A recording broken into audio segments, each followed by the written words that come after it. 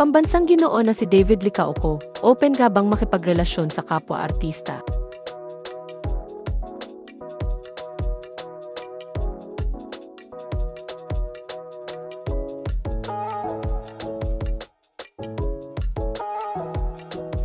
Naging bisita ang aktor at negosyanteng si David Licauco sa bagong episode ng Tony Talks na inupload sa YouTube nitong linggo, April 6, 2025.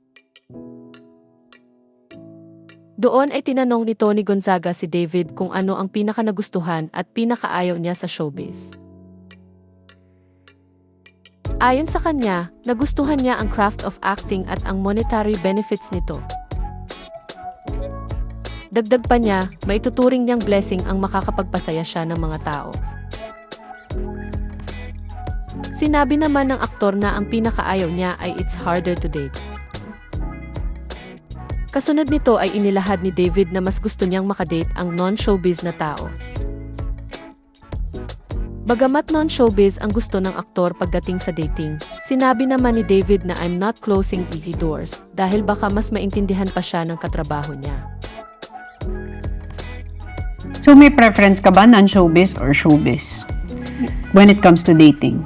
Honestly, non-showbiz talaga, but I'm not closing my doors. Like, baka mas may intindihan ng Ang katrabaho mo. Ibinunyag naman ng aktor na minsan na raw siyang na-in-love sa isang showbiz personality, ngunit hindi na raw umabot sa relasyon.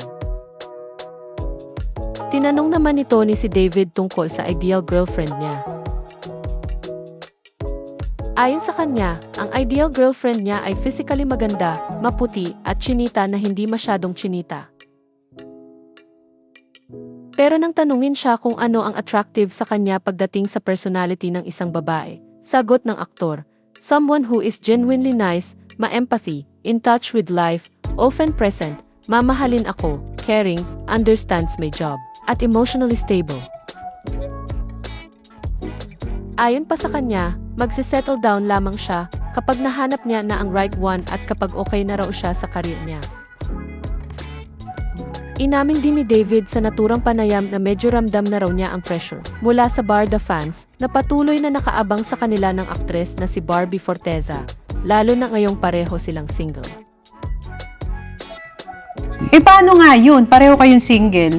Paano nyo hina-handle yung lahat inaasar kayo, tas lahat gusto kayong magkatuluyan? Yes, it's a bit pressuring, pero di ko naman siya iniisip as negative.